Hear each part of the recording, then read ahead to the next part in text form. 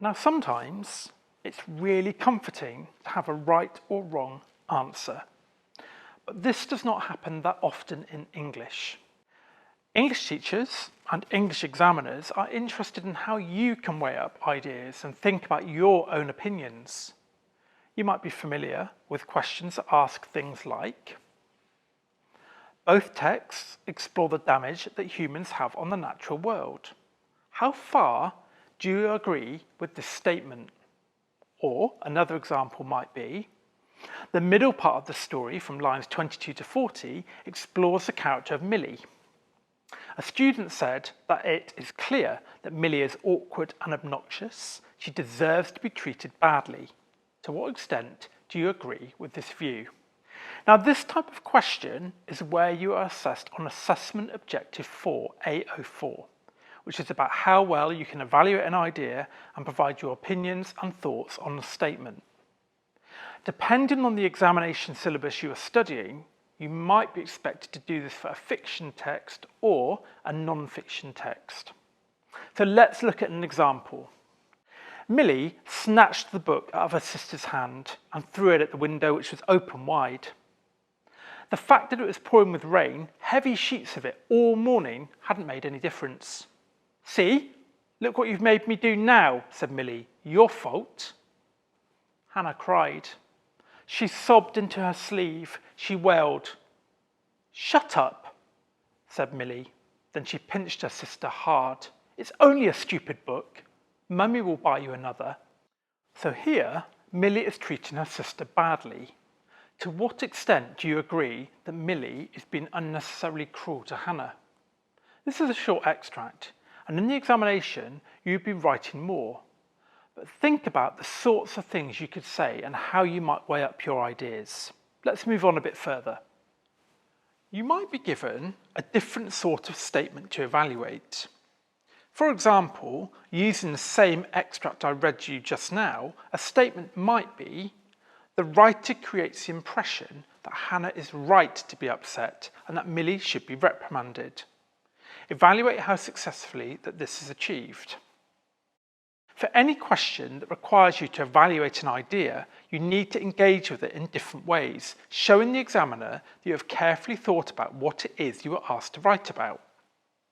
We're going to look at a longer text now, and it's an extract from a book called An Antarctic Mystery, written by explorer Jules Verne in the late 1800s. And this is from chapter 2 of the book. The Halbrane was a schooner of 300 tons and a fast sailer. On board, there was a captain, a mate or lieutenant, a boatswain, a cook, and 8 sailors. In all, 12 men, a sufficient number to work the ship.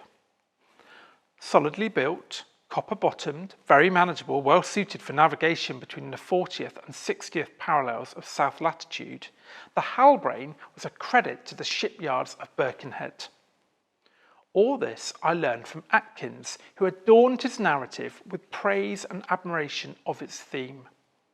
Captain Lengai of Liverpool was 3/5 owner of the vessel, which he had commanded for nearly 6 years. He traded in the southern seas of Africa and America, going from one group of islands to another and from continent to continent. His ship's company was but a dozen men, it is true, but she was used for the purposes of trade only. He would have required a more numerous crew and all the implements for taking seals and other amphibia. The Halbrane was not defenceless, however. On the contrary, she was heavily armed, and this was well, for those southern seas were not too safe. They were frequented at that period by pirates, and on approaching the Isles, the Halbrane was put into a condition to resist attack.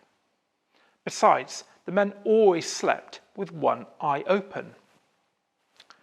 One morning, it was the 27th of August, I was roused out of my bed by the rough voice of the innkeeper and the tremendous thumps he gave my door.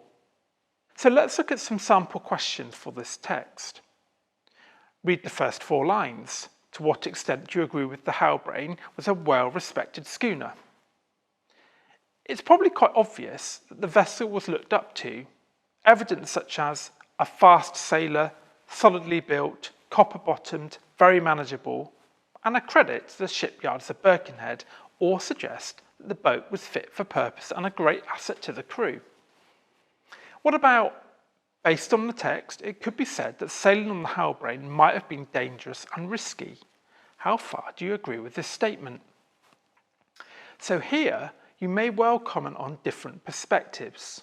On the one hand, the ship weighs 300 tonnes and is fast, as well as a credit.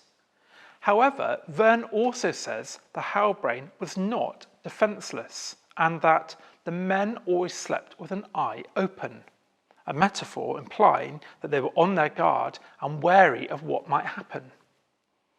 In some examination syllabuses, you might be asked to do a similar task but from more than one text. Here are two examples of text extracts, the first from Frankenstein and the second from Dr. Jekyll and Mr. Hyde. You will see these on the screen. Chapter 5, Frankenstein. It was on a dreary night of November that I beheld the accomplishment of my toils.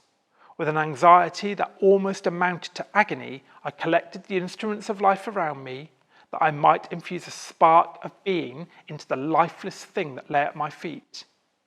It was already 1 a.m. The rain pattered dismally against the panes and my candle was nearly burnt out when, by the glimmer of the half-extinguished light, I saw the dull yellow eye of the creature open. It breathed hard and a convulsive motion agitated its limbs. And the second extract from chapter 2 of Dr. Jekyll and Mr. Hyde. And at last his patience was rewarded. It was a fine dry night, frost in the air, the streets as clean as a ballroom floor, the lamps unshaken by any wind, drawing a regular pattern of light and shadow. By 10 o'clock, when the shops were closed, the by-street was very solitary and, in spite of the low growl of London from all around, very silent. Small sounds carried far. Domestic sounds out of the houses were clearly audible on either side of the roadway, and the rumour of the approach of any passenger preceded him by a long time. Mr. Utterson had been some minutes at his post when he was aware of an odd, light footstep drawing near. In the course of his nightly patrols, he had long grown accustomed to the quaint effect with which the footfalls of a single person, while he is still a great way off, suddenly spring out distinct from the vast hum and clatter of the city. Yet his attention had never before been so sharply and decisively arrested, and it was with a strong, superstitious prevision of success that he withdrew into the entry of the court. So a question based on both extracts could be something like, both texts create creepy, typically Gothic settings. How far do you agree with this statement? With this sort of task, you would need to be looking at key points from each. You could argue that the weather in the Frankenstein extract is more typically creepy, but then the stillness in the Dr. Jekyll and Mr. Hyde extract is also quite menacing and sinister. It's worth highlighting and identifying ideas from the text or texts that you are looking at. And always try thinking about whether you agree with the view or not and why, or to what extent. It's this engagement that will help you to write a quality answer for this sort of examination question.